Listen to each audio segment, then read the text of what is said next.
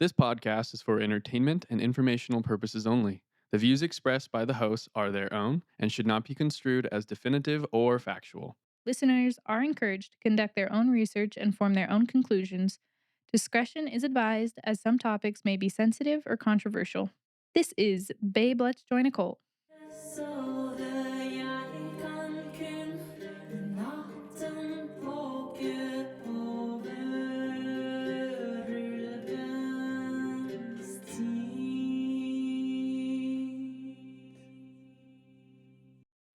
Hey guys, welcome back to another episode of Babe, Let's Join a Cult. I'm Nikai Nix, your host, and my babe Blake Keys, The one and only. like the Black Keys.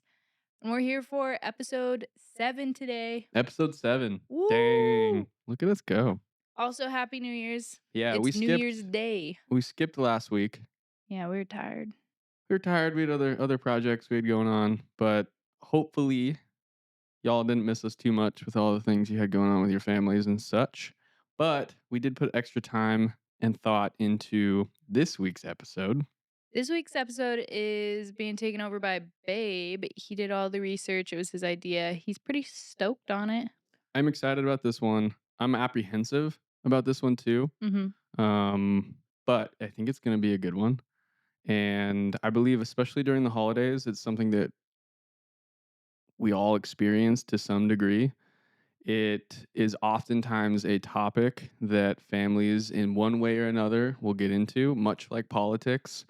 And we are going to look at it through the lens of cult dynamics and cult behavior. I'm going to reiterate this a couple times. Yeah.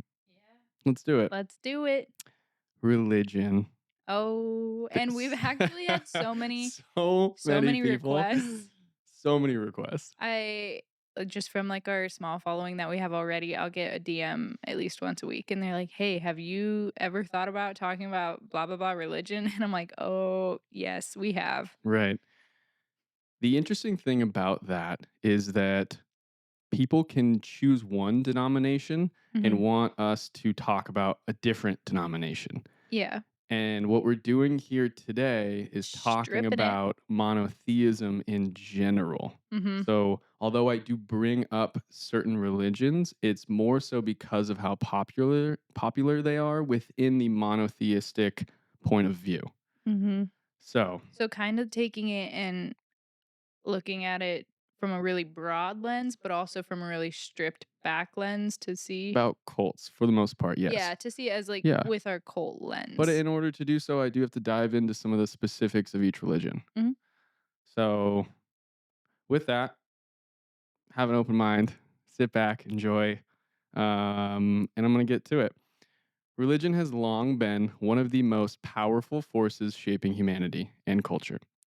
The top 3 monotheistic religions, Christianity, Islam, and Judaism, have left marks on history, contributing to art, philosophy, and law, while offering millions a sense of purpose, belonging, and moral direction. At its core, monotheism, the belief in one supreme deity, one divine power ruling over the universe, has not only guided civilizations, inspired creativity, and transformed even the most hardened criminals, but also amassed immense influence and wealth. But let's not ignore the shadow that it casts. The same structures that inspire devotion have also been used as tools for control, manipulation, and global domination. Behind stained glass windows and towering cathedrals lie stories of wars waged in God's name, systemic abuse cloaked in righteousness, persecution justified by scripture, and oppression disguised as divine order. So today, we're peeling back the layers of organized religion to examine how belief can become a tool for authority, how devotion can be twisted into submission, and how systems claiming to guide us can also exploit us. Dang, what a good start. This is episode 7, titled Monotheism, the One True Cult. Ooh, you know what this makes me want to reference back to? If you listen to episode 1 that we did where Gabby and I are kind of just bantering randomly to get comfy with the cameras, in there we go through some signs of cults. Mhm. And I think we also have an Instagram post about like 10 signs it's a cult. Right. But I just think that would be a fun thing to maybe reference or take a look at so that you can make the comparisons with those things with this. Yeah, yeah, absolutely. As Just we bring like, it up, feel free to interject as we're going through it. It's like, "Hey, cult red flag. Hey, yeah. cult red flag." But Yeah, I just think if you're taking, like, take your opinion out of it and then just kind of look at it through the lens of, yeah, those cult signs, that's kind of a fun way to start with it.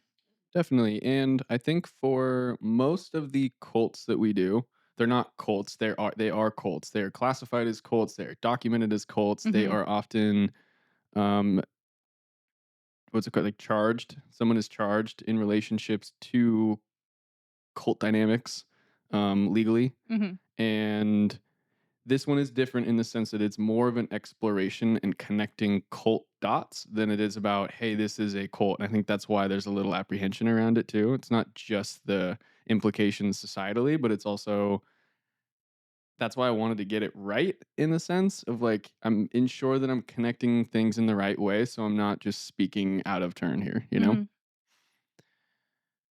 I'm gonna get right to it. Go ahead. Modern day monotheism, which, just to reiterate, is belief in one God, one deity, one supreme ruler, whereas polytheism is belief in multiple deities. And there's other distinctions within that, typically themes within them, but we're going to stick with that for now. Yeah, polytheism we talked about in the episode of like the Back to the Beginning or whatever, the Yeah. first documented cult, because they were a polytheism tradition, and then he changed it into a monotheism Correct. tradition. Correct. Yes. Yeah. Yeah. And I believe we had said that's the first documented monotheistic cult like thing, right? It was, Yeah, yeah. because it was in Egypt where they Yeah. worshipped so many at a time, and then he did So, that, and so everyone was many. like, "What?" And then once he died, they reverted back, but it was documented, I think, as one of the first monotheism religions or followings. Yeah. To such a mass, immense of influence. Mhm. Modern day monotheism isn't inherently good or evil. It's a mirror reflecting the intentions of those who wield its immense power, a mirror of human nature. And today, we're holding up that mirror to examine both the light and the dark. Once again, I want to be clear this episode is not an attack on anyone's faith or spirituality. This is a conversation on the aspects of monotheistic religions through the lens of cult dynamics, themes, and behaviors. These religions, along with branches like Catholicism, Protestantism, and Mormonism, share roots in the same sacred text, the Bible, or variations of it. They might differ in rituals, rules, and interpretations, but fundamentally, they follow the same playbook. Follow this text, obey these rules, attend this service or these services, contribute your time, your money, your devotion, and when you die, God will welcome you into heaven. To compare them on their specifics is like arguing over which brand of bottled water is the purest while ignoring that it all comes from the same polluted tap. The water or the core message might have started out clean, refreshing, and life giving, but over time, what we've added or removed has diluted its purity. The branding, the packaging, and the marketing, akin to how each religion claims their version is the clearest, the truest, the cleanest, and the most divine. But when you strip away the labels and the carefully crafted narratives, you're left with the same source. It's how we filtered it through human ego, power struggles, and fear based control that has made it harder to drink without questioning what's really in the bottle. Ooh, that Ooh, you brought up such a good point. I think with religion, you never really think about it in this way, but marketing is such a huge part. totally. We watched Heretic, and it's like I Yeah. loved when he made the correlation between Um, Monopoly? no, the Monopoly game was Oh, great, yeah. but just like the sales aspect of things. Mhm. When someone comes knocking on your door to tell you about Jesus, they are a salesman. Yeah, their marketing or when they're branding their, like, banners or their logos, it's all like a Totally. sort of marketing, which, like, of course, because marketing's used in everything, that's how you spread word. Mhm. Um, but I just never really looked at it from that point of view, Right. I guess, like, Yeah. because like, businesses market, but you don't really think of it like a business marketing. Yeah, and I mean, the sales element is slightly different because, someone knocking on your door wanting to talk to you about, Jesus, for example, they are they're playing with your salvation typically, you know? It's not like they're trying to sell you, "Hey, do you need your windows washed?" It's like they're talking about like serious implications, Mhm. and it gets murky, and it gets dirty. It really does get dirty, and it's unfortunate that there's not a different approach that doesn't feel so corporate structured and capitalistic, and like there's a price to be paid Mhm. for your own entry into some haven, like it's so transactional, and I'll get more into that. Yeah, and on that note, if you haven't watched Heretic, you should Really watch good. Heretic. You'll like it a It's a lot. great movie. It is great. I enjoyed it quite a bit. Beneath the surface of each monotheistic religion lies an undeniable sameness that starts to look familiar when you compare it to the behavior of cults. Systems built on absolute truth, unquestionable authority, and fear driven loyalty share a troubling resemblance to smaller, overtly labeled cults that we will talk about often on this podcast. These mechanisms of control aren't exclusive to fringe religious groups. They exist anywhere power is centralized, obedience is demanded, and doubt is silenced. And in order to start, we have to begin with the first monotheistic religion still alive and active today, Judaism. Emerging in the ancient East around the second millennium, in a world dominated by polytheism, where every river, sun, and storm had its own god, Judaism announced something revolutionary: the idea of one all powerful, all knowing, all righteous God. Instead of appeasing a pantheon of gods with human like faults tied to natural elements or celestial events, followers of Judaism focus their devotion, rituals, and obedience on a singular being called Yahweh, the Hebrew word for God. Right off the bat, my first question was why? Like, Mhm. why did this shift occur? What happened in culture or geographically, or what was going on that aided this transition? Mhm. And the one clear answer I was able to find is that monotheism is quite a bit more simple. Mhm. Outside of all of these power structures, and all of that is still relevant, but it's simple in its design, in the sense that, consider that with polytheism, while rich in mythology and cultural diversity, it was often a rather chaotic spiritual landscape. 'Cause there's So so much many going on. different Yeah. it's beautiful to think about though, like you were saying, like each stream, each rock, each Hmm. river, it's its own deity, but that can be so hard for someone to be like, "I gotta think about this one, but also this one, and then I gotta Yeah. think about this one and do this for this one." Yes, for sure. The benefit to that, though, is that it puts God in naturalistic form. It's Mhm. there. Your connection to that is right there. And Yeah, so and so you're you remove also that and you say that there's one entity, there's one element, there's one thing to focus on, and within that, but going back to polytheism, competing gods required competing rituals, and divine favor could feel arbitrary depending on which deity held dominance in a given region or era. And so, although we were talking about the first quote unquote cult, him introducing a monotheistic governance around religion, um, other areas at that time, they were polytheistic, but maybe one god was more important or Mhm. valued more or had higher expectations. Well, even with that, so they were so shocked about the monotheism switch because he picked a pretty sub-level deity to worship. Like, it sounded like there was a handful few that are higher up deities that he could have picked, but he picked Aten, who was, like, not really that high in the game. Hmm, So that was also another shock factor because he could have picked, like, one of these guys that is super well known and super followed. right. Mhm. Yeah. And I want to preface this whole conversation by saying this is all researched material. We weren't there. Mm-mm. We don't know exactly.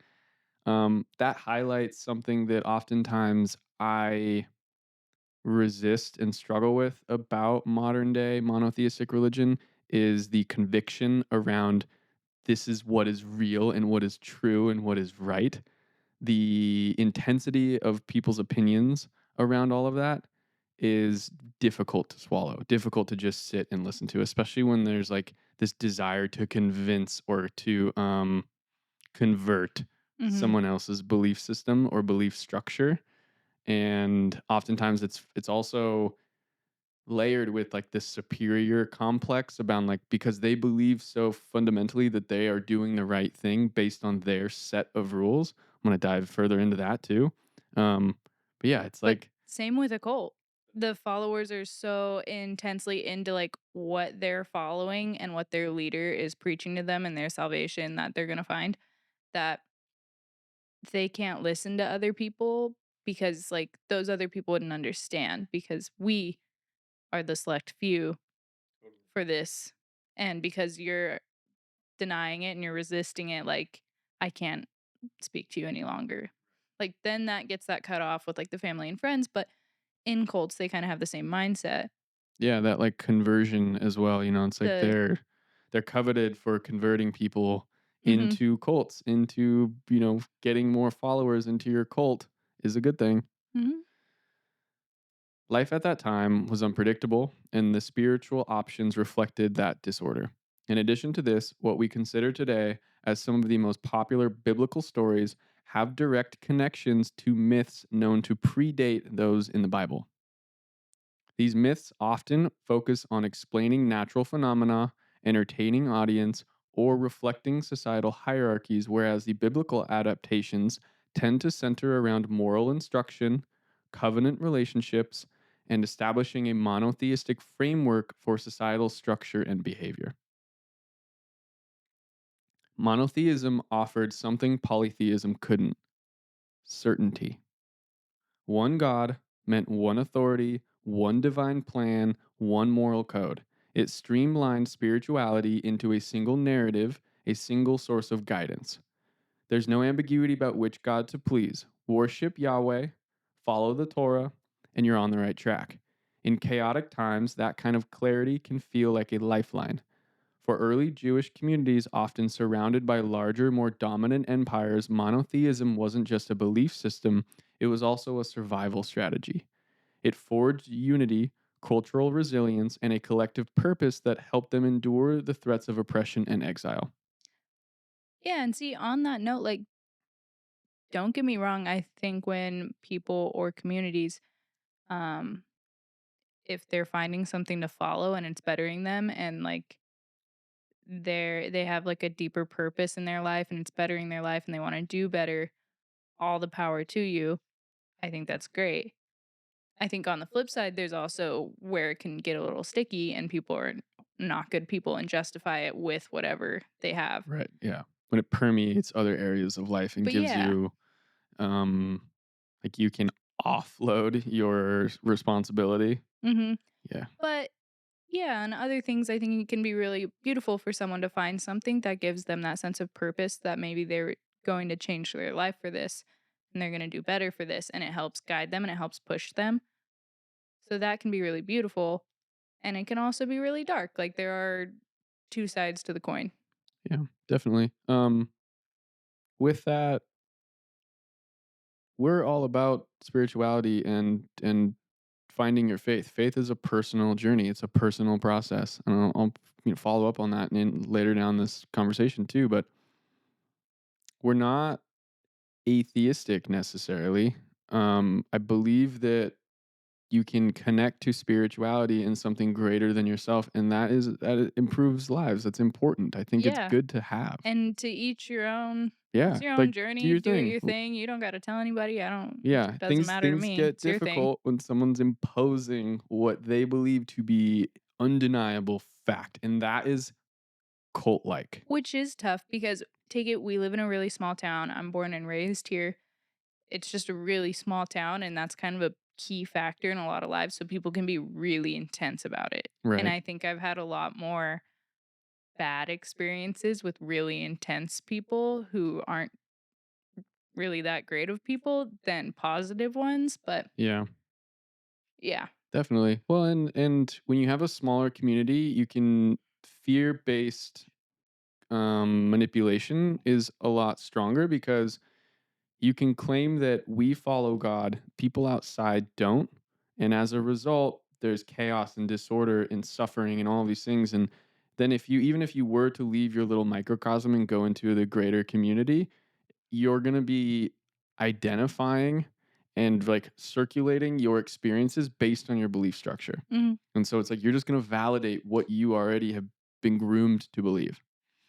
Um, Centralizing divine authority into one figure comes with a significant consequence. It also consolidates control into the hands of those who claim to speak on its behalf. If there's only one true God, then there can only be one true interpretation of his will. And if one group claims to understand and represent that divine truth, they become the gatekeepers of salvation, morality, and divine favor. In ancient Judaism, this role often fell to priests, prophets, and later rabbis, as these individuals served as intermediaries between Yahweh, or God, and his people. Fast forward to modern religious structures, and the pattern remains remarkably similar.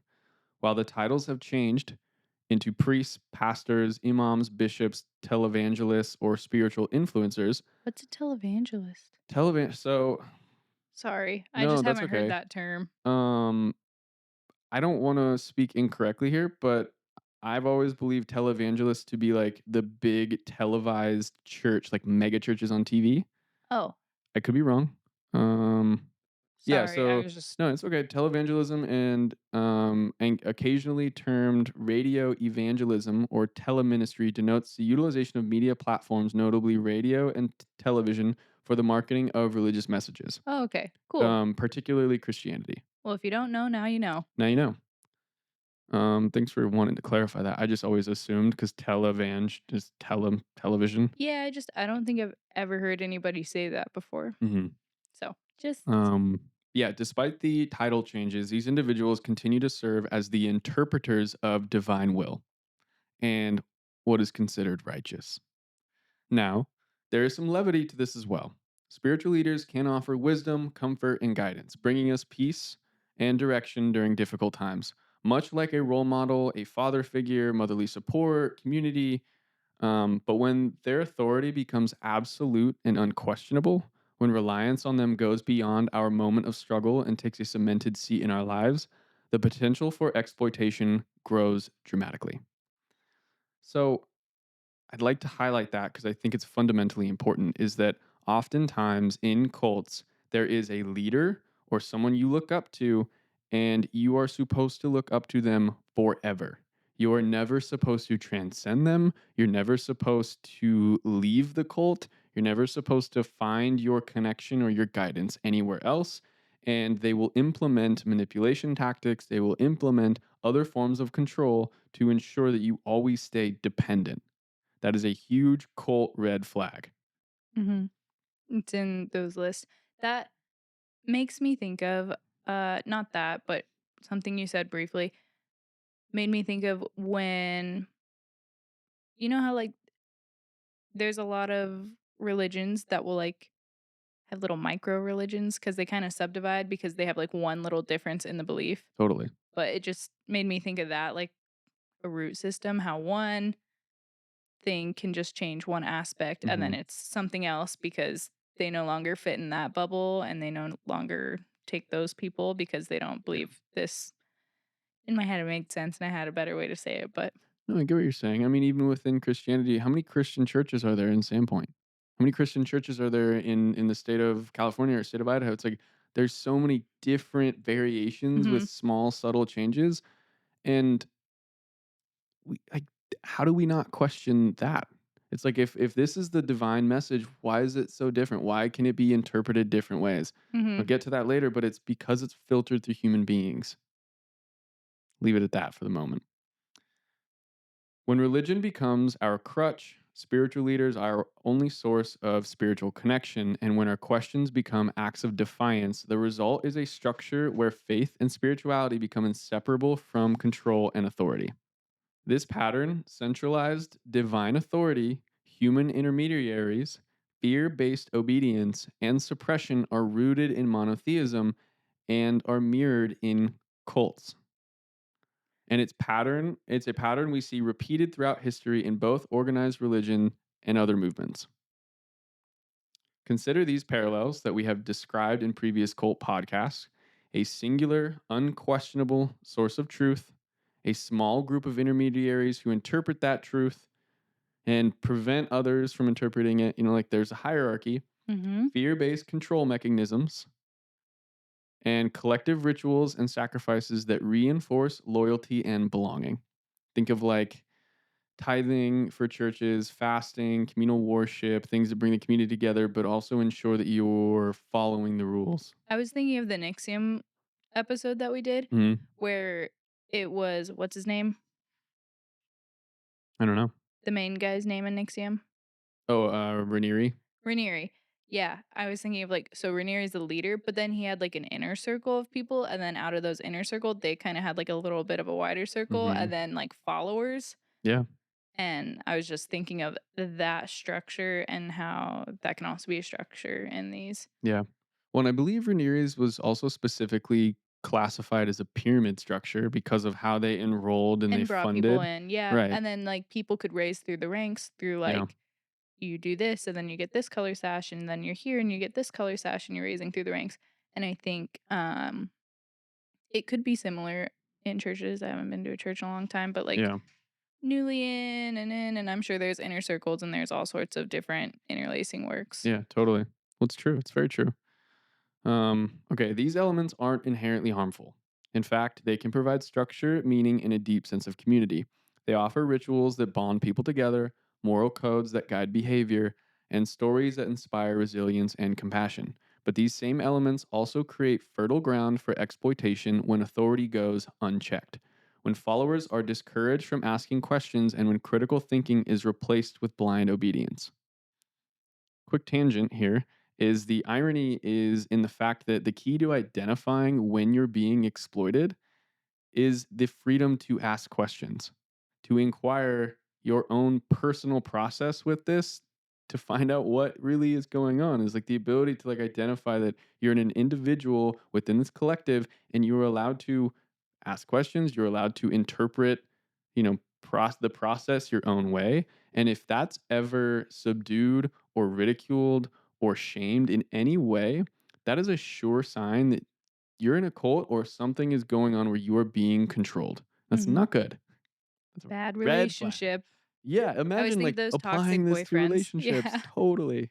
Toxic boyfriends are the same as a cult. Basically, I mean anything that prevents individual Sorry. growth or individual just space to be an individual, little red flag. As Christianity and Islam emerged from the roots of ancient Judaism, they inherited its foundational structure: one God, one truth, and one group holding the keys to salvation. But unlike Judaism, which often functioned as a cultural survival mechanism for specific people, Christianity and Islam evolved into expansive global systems of power. They transcended their origins, becoming not just spiritual movements, but engines of political dominance, cultural assimilation, and social control. Christianity began as a fringe movement, a small persecuted group within the Roman Empire. But with Emperor Constantine's conversion in the 4th century, Christianity went from being an underground faith to the official religion of an empire.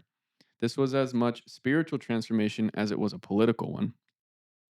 With institutional backing, the early church gained immense influence. Doctrine became law, hearsay became treason. Heresy? Heresy? Heresy, not hearsay. Not hearsay? No, Oh. I was heresy. like, Yeah, "Okay." yeah, heresy. Correction there. And salvation became something you could only access through the gatekeepers of the church. With centralized authority, the pope, bishops, and clergy became the arbiters of divine will. The concept of tithing evolved into a significant financial pipeline, funneling wealth upwards.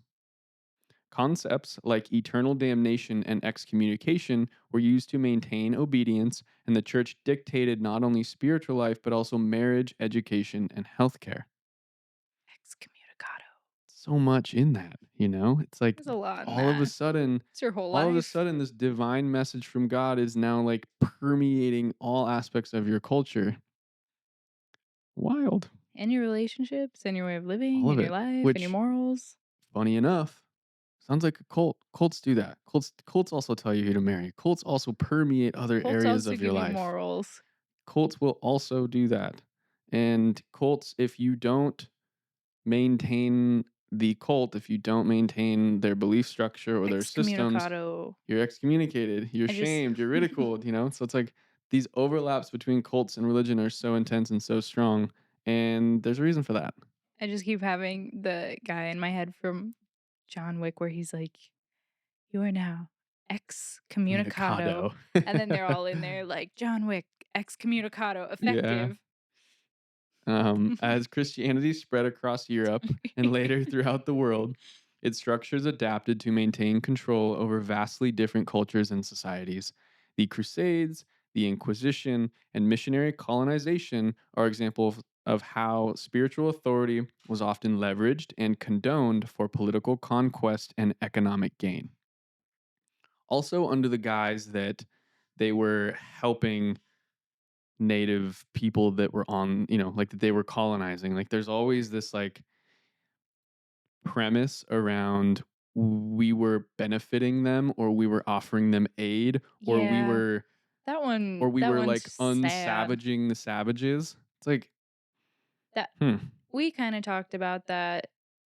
I'm not even thinking about it in, like, a religious aspect, but we just talked about, yeah, like, how the savages, like, we're unsavaging the savages, but, like, they seem to be doing pretty well before living off the land, loving the earth, but Yeah, and they oftentimes more had a more polytheistic connection to the natural world. yeah.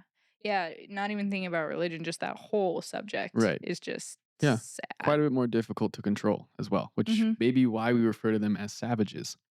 Yeah, well, and also, like, they didn't understand, like, we didn't understand their way of living, they didn't understand our way of living. Right. And It's it's yeah. based on the primary assumption that we are better. Yeah, Our and God is differences right. scare Our God is everyone. real. Right. Yeah. And if you show up bringing all of this aid and all of these evolved ways of living and setting up structure and establishing homes and water flow and just access to resources, if you come with more advanced technology that way, it is easy to think you are better and the messages you bring are more righteous. Why not? Yeah, and then they use it to justify their horrible acts, but Yeah. In modern for another times, day. Christianity exists in many forms, but the cult like exploitation persists, and a perfect example is in the modern prosperity gospel, where preachers promise financial blessings in exchange for donations, and the opposite is true, where they will condemn you not donating, where it's a devilish act or you're going to end up in hell. And like, I'm not a preacher, so I don't know the specific language, but the one time as an adult I've gone to church. Granted, I ate some mushrooms The and I only went way to to church. go. It had been a while and I was like, hey, I was free on a Sunday and I was like, fuck it, let's get high and go to church and see what that's like. I remember Wait, I that's such a way to just open your it was a lot. It eyes. was more intense than I thought it was going to be and I also think that it was just intense because I was going to church and I hadn't been in one in a while. But my like everything was firing. It's like first of all, the guy preaching was like wearing a gold Rolex, was just totally dressed to the nines, and he was like he was giving the prosperity gospel, like trying to get everyone sitting there to donate. And if we donated, then we were going to be in God's favor. And if we didn't, then God was going to look down on us for not donating. And I was like, sitting there, like, wow, I'm fucking uncomfortable right now. That reminds me, flashback to episode, I don't know, 3, 2 or 3. Um, the Love is Hmm. whatever it was. Love is one. Love is One cult. So she Love had has one. Love has one cult, and the members had to donate into her funds, but her funds went to her playing games on her Oh, phone. yeah, right. But, Yeah. like, you had to And do her it alcohol if you're addiction? gonna be a good follower, Yeah. if you're gonna, because like, she was God, if you were gonna praise God, like, you needed to donate to her funds, but it Mhm. just went to the games she was playing on her phone. And this one specifically to religion perfectly illustrates how spiritual dependence can be monetized. So, if I am whoop, Whoa. as I hit my face, if I am your only spiritual connection to anything divine, I have so much control over what I can get you to do and how I can get you to do it. Mhm. And I can leverage that and I can request financial support and I can monetize my lifestyle or my church or my home or my car, based Mhm. on my ability to ensure that you stay connected to the divine. And in a time, especially, I mean, throughout history, there have been times where our faith is stretched so thin and we are so subject to coercion in that domain of our lives because we really don't know why we're here. We really don't have a secure answer to bring us peace around what we're doing. Unless you can just make peace with being a Unless I speck can, on a floating rock. sure, and that's difficult, especially when things are of greater struggle. It's You need faith to get through difficult times. Mhm. And that's often why religion pops up at those times. And Yeah, they when you're at your promise lowest, aid yeah. during those times. That's when cults pop up at those At times, your lowest at your because lowest. you need a sense of community and belonging and Yeah. And you need to make something to sense of this follow and yeah. experience. I don't know. I'm perfectly okay with just being a speck on a rock. That's awesome. I think that there's strength in that too. I'd also like to highlight that although although no one's life is easy, I would Mhm. say that we are not at a time of war. We are not at a time of Mhm. famine. Like we have these conveniences intertwined in our lives, and it's easy to overlook those because We haven't we're experienced adapted to them, them. yeah. We're experienced to them. It's So, different just experiencing and, like, my on that note, like, my dad didn't experience horrible things, but he grew up in a third world country, things were a mhm, lot different, right. and religion there is a lot different. It might still be, Christianity, it's still Christianity there, but it's looked at a lot differently because the culture's a lot different and Hmm. life's a lot different, and the things that you hold close to you are a lot different, and it's not really so much about things where in the US we might hold these things to higher standards, but there that's just not around as much, so it's not part of it. But like family, that's like your biggest thing. Hmm. Yeah. Islam, on the other hand, emerged in the 7th century, founded by the Prophet Muhammad in what is now Saudi Arabia. Like Judaism and Christianity, Islam emphasizes one God, Allah, one truth, the Quran, and one path to salvation. But Islam also introduced something unique, a comprehensive legal and social system woven directly into its spiritual framework, Sharia law. This integration of law, faith, and governance meant that Islam was never just a religion, it was a complete way of life. So there's no differentiation there. Hmm. Faithful Muslims are instructed not only in spiritual matters, but also in governance, business ethics, and criminal justice. The Quran and Hadith, the sayings of Muhammad, are considered the ultimate sources of divine guidance. Imams and I hope I pronounced that right, and religious scholars interpret these texts, giving them immense social influence. Heaven and hell remain central motivators for obedience and moral behavior. From the early Ottoman Empire, Islam's influence often went hand in hand with territorial expansion. It's interesting just to hear you talk about the religions that aren't so highlighted in where we live Yeah, like Islam. because yeah, like I Hmm. don't know much about it, but I do find them interesting. Yeah, and I dabbled just to give contextual examples here, but it's like this isn't a religious podcast. We're not really diving into things like that, although we Mm-mm. could. I think it would be fun to educate ourselves on those things to ensure that we continue to speak accurately. They're for sure But interesting. Yeah, like I like to look at and learn from mhm, all of them just because they all have like their similarities and their differences and they're all right. just interesting to hear about. No opinions on them and just Yeah. taking in the knowledge. And just the way they're structured is what always catches me. I'm like, this is the same thing, just a different iteration. It's just repackaged Mhm. and delivered with a slightly different message to get the people. It's like Same thing, different I font. think about it like political parties. Is that it's the same mechanisms of control.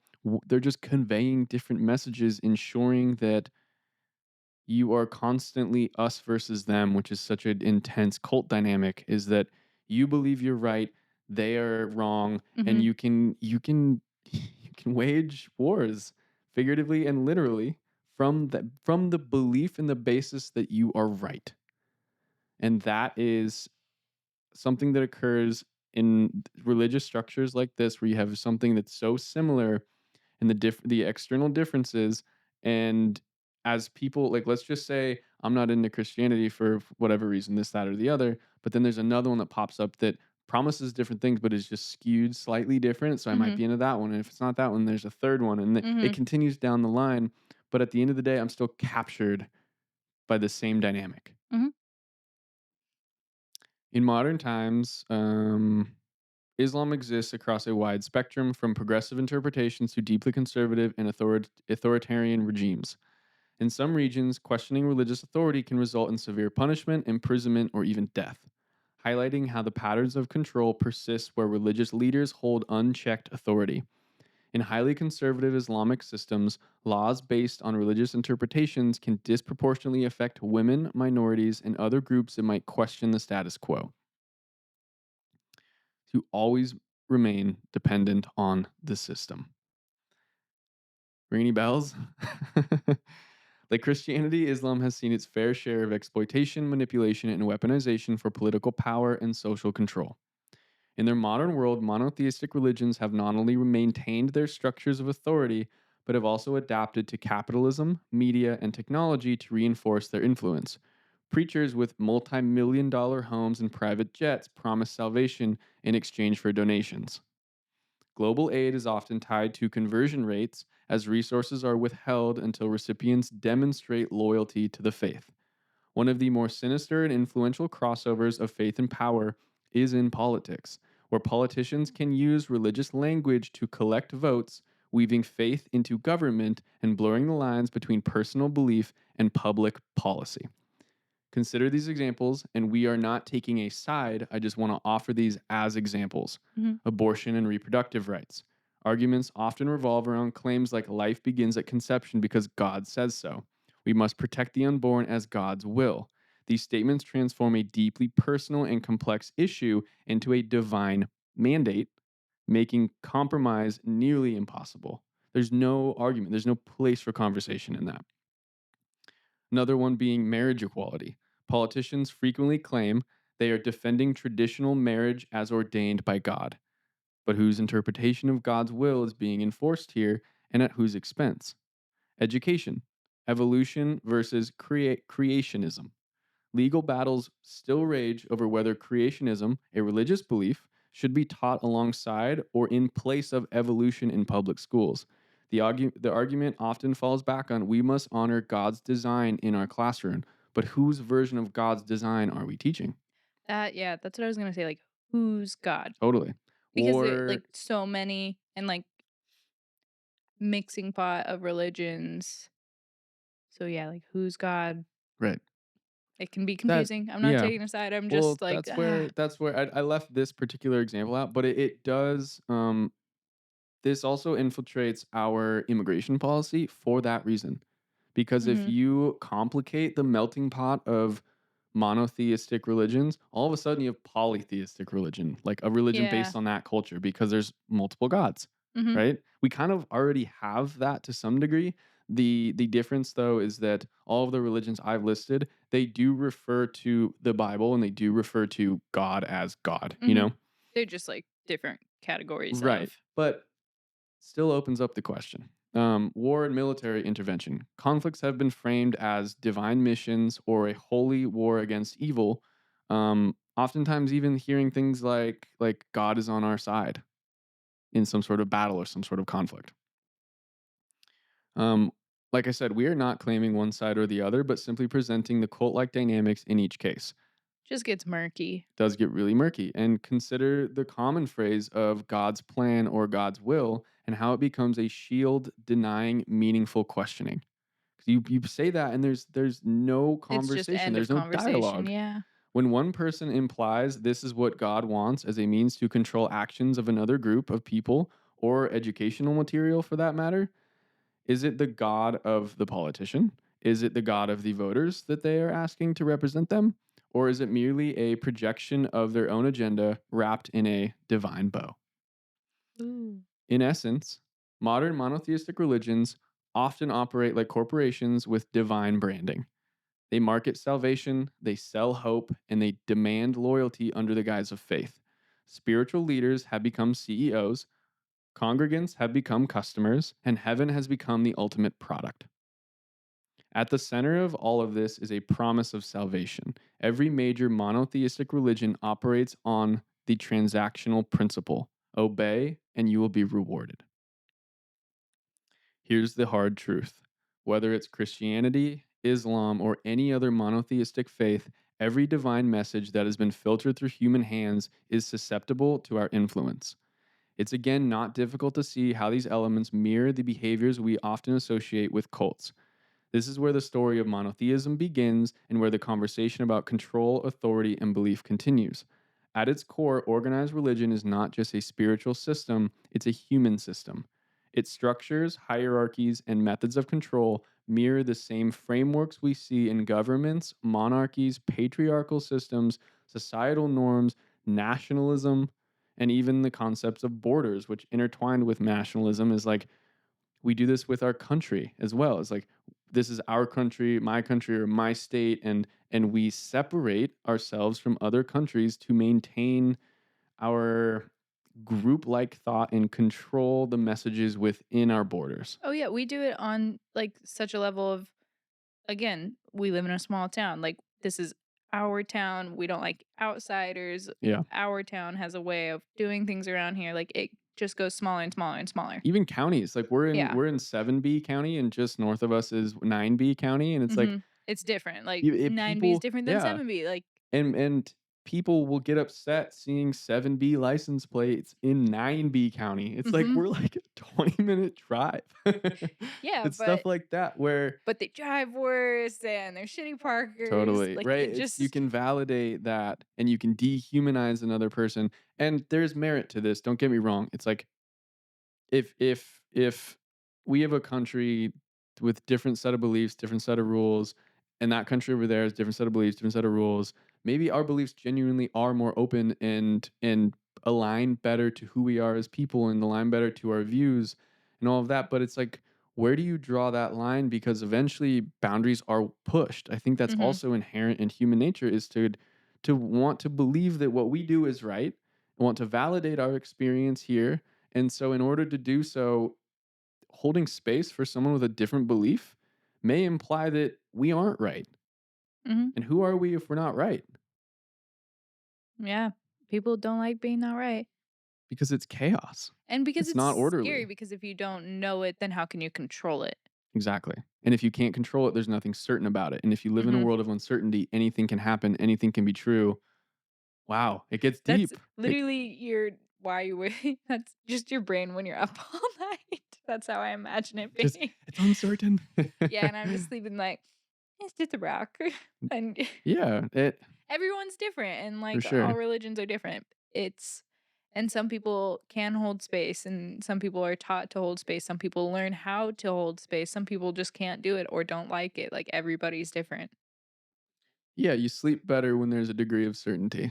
Mhm. If I knew I wasn't gonna die tomorrow, I wouldn't be concerned about dying tomorrow, as an example. I'm not saying I'm Does that concerned keep you about up it. at night? No, but I'm saying, like, it's an example of, Yeah. like, if I knew that at the end of whatever this was, I was gonna be accepted into heaven, as long as I did these things, I guarantee I would just do those things, and I wouldn't need to question. I Mhm. wouldn't crave or have this open-ended curiosity around, "Is this all I have to do?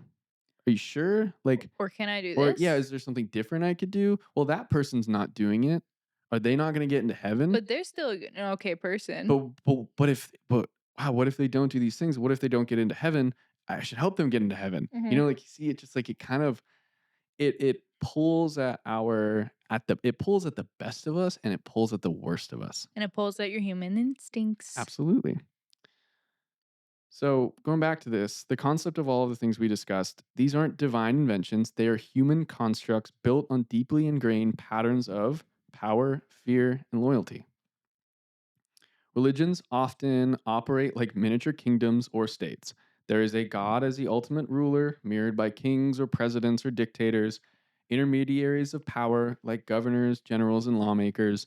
Rules and laws take form of sacred texts and become constitutions just as commandments become legal codes. Religious boundaries create divisions just as national borders do. Faith and devotion echo patriotism, both requiring unwavering loyalty to an identity, flag, or doctrine. These parallels are not coincidences. They stem from human nature's inclination to crave structure, order, and control. Religion, like governments and societal systems, is an attempt to create stability in a chaotic world. But in doing so, it often replicates the same flaws: corruption, exploitation, and a desperate need to maintain power at all costs. If a divine message ever existed, it's been relentlessly filtered through human ego, ambition, and insecurity. Every retelling has added layers of bias, fear, and self interest. The pure water of spirituality has been diluted with human agendas until what we drink today barely resembles its original source. Thinking about people who claim, for example, that the Bible is like a historically accurate fact.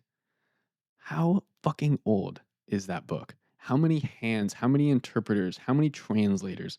It's like there's so many processes that it went through. And to claim with such supreme confidence that it is undeniable fact, especially when there are myths that mirror the biblical stories, That predate. that you resemble them with some striking accuracy, that are older and predate them and have a different message intertwined in them. Mhm. They're just different iterations, man. At every level, whether it's a church, a nation, or a family structure, these are not divine laws, they're human tendencies. Religion didn't create them, it simply reflects them.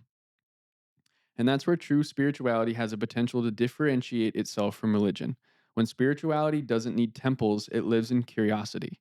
When it doesn't demand obedience, it inspires quiet moments, individualism, and introspection. When it doesn't trade in salvation, it finds meaning in the experience of life itself and in connection with other human beings.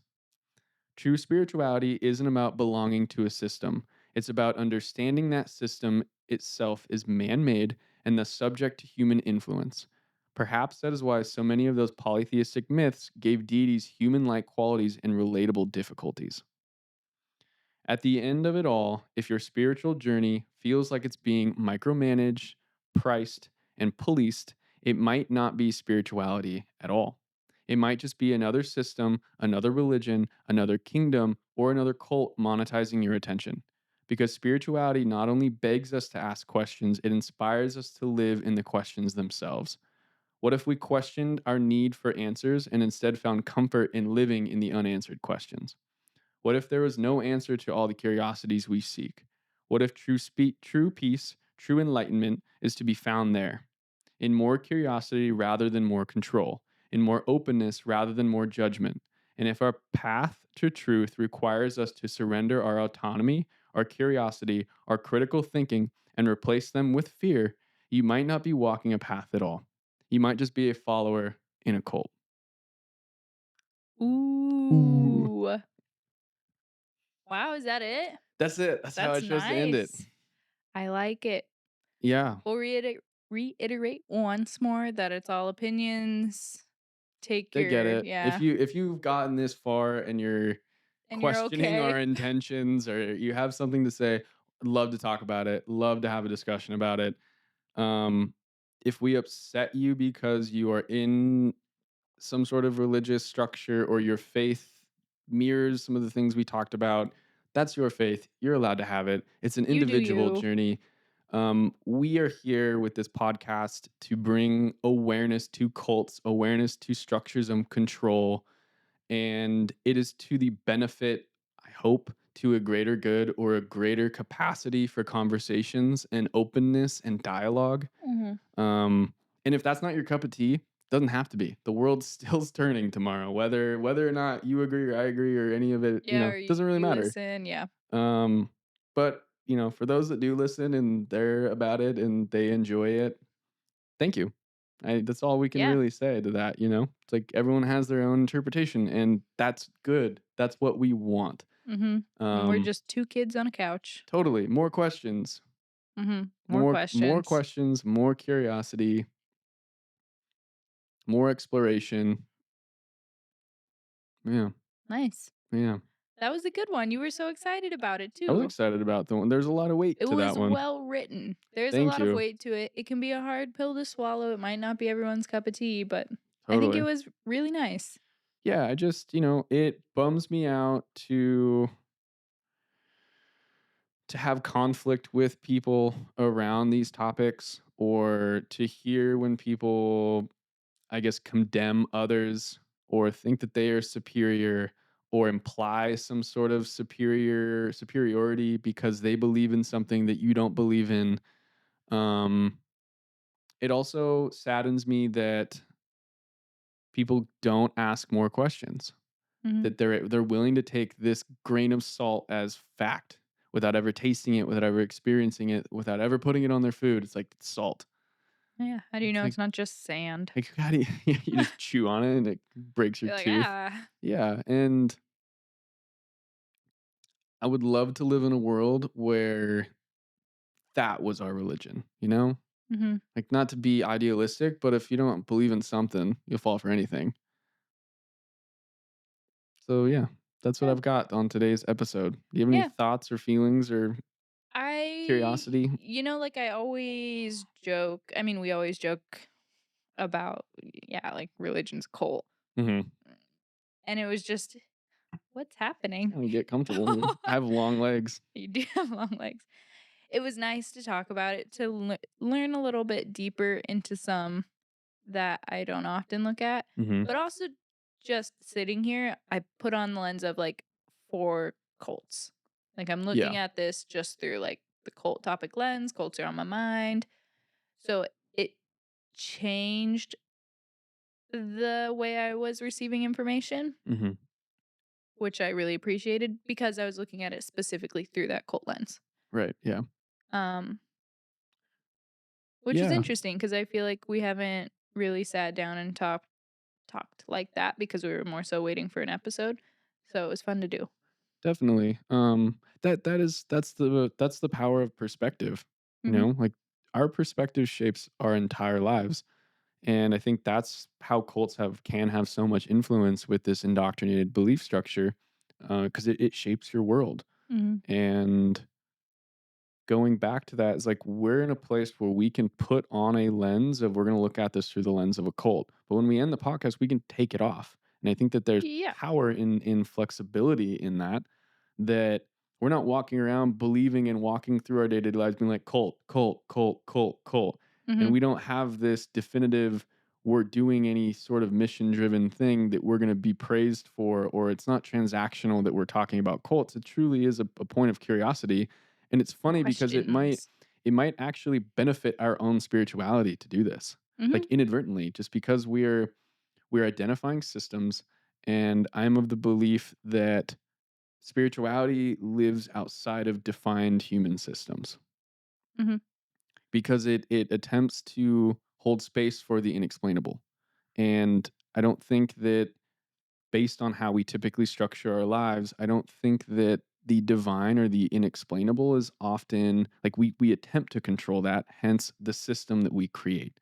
Mhm. Spirituality doesn't live in systems like that, you know? If that makes sense, that my Yeah, brain and that's kind of why like when mapped people that look out. at cults from the outside, they're like, these people are nuts. Like they're Right. just following Totally. It's because they're a system. indoctrinated in a system. Yeah, but to the outside eye, people are like, that's not, that's like a whole thing that Hmm. they do, but that's not the bigger picture. I don't know how to say that better.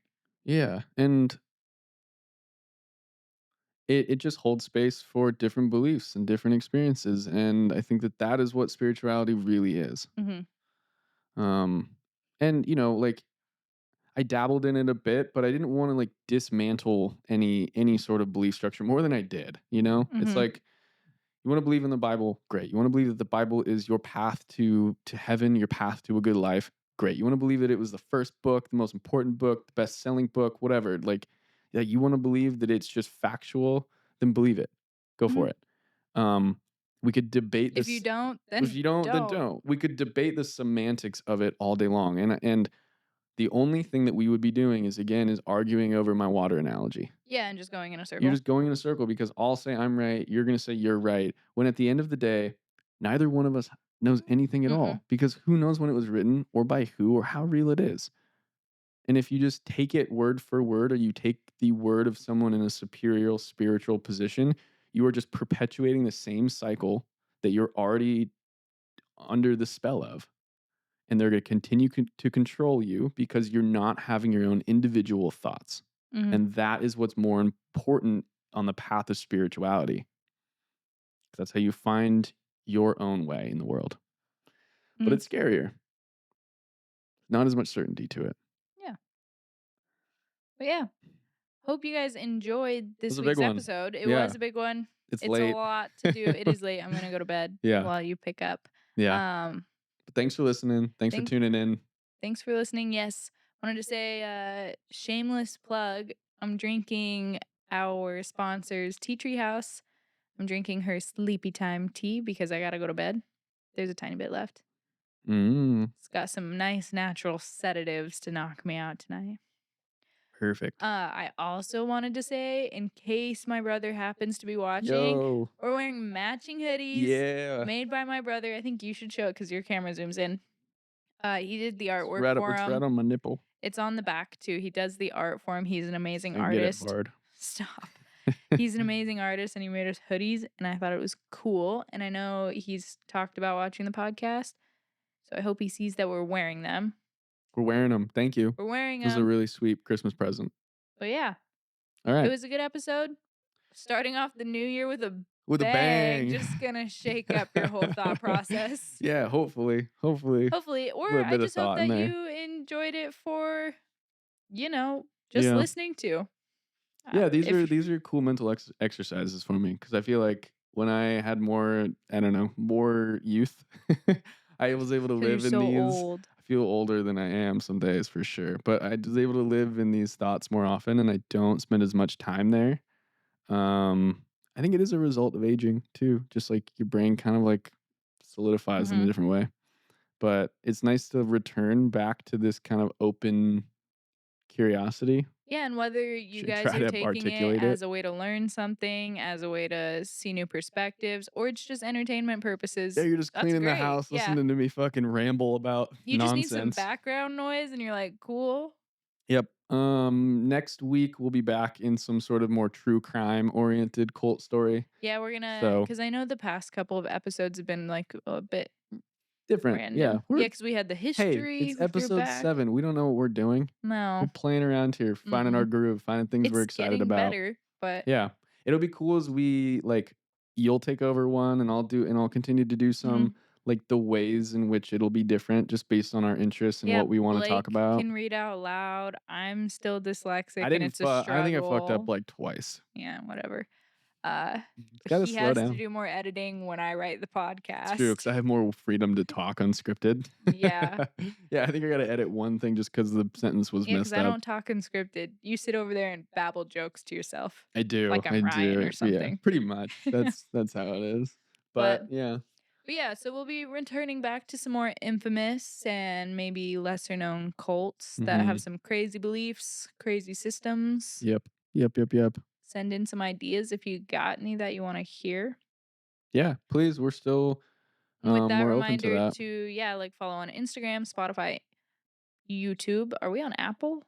Apple Podcasts. Yes, we are. Apple Podcasts as well. Leave us a review, Yeah. like the post. Or do none of those things. Yeah. Or you could just leave a comment. Or you Whatever. don't have to do that either. Yeah. If you It's know, to each their own. at this point, we're doing it for us and we like doing it and it's fun. It's a So fun we're going to winter continue doing hobby. it. It's a fun winter hobby. Yeah. We need like weekly things. I've noticed it's been beneficial to me to have these little nuggets scattered Mhm. to be excited about, Yeah. especially in the winter when, It's really just overwhelming for me because I'm like doing homework, doing work, going to other work, and then I gotta go yeah, to the gym, but I gotta write a podcast, and then I gotta have time for babe, but it's fun. that sounds like a lot. It I is. agree. Yeah. Just compartmentalized differently. Yeah, but I like it. I Yeah. enjoy it. I Good. don't have to edit it, so woo. Yeah. We had different responsibilities for it, but we both make it happen. Without Yeah. you, it wouldn't be happening. Without me, it wouldn't be happening. Okay. Anyways, Happy New Year. Happy New Year. Bye, nerds. See ya.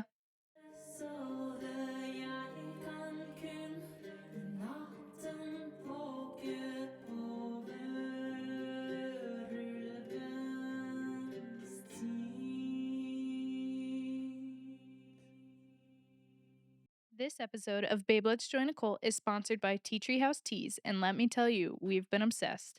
I've been drinking their Vita Long Chai lately, and it's perfect for the season. The Lung Love blend is on deck as cold season kicks in. Tea Tree House makes these unique botanical blends that are gorgeous from start to finish with some serious magic, like their butterfly infusion that turns blue and sparkles.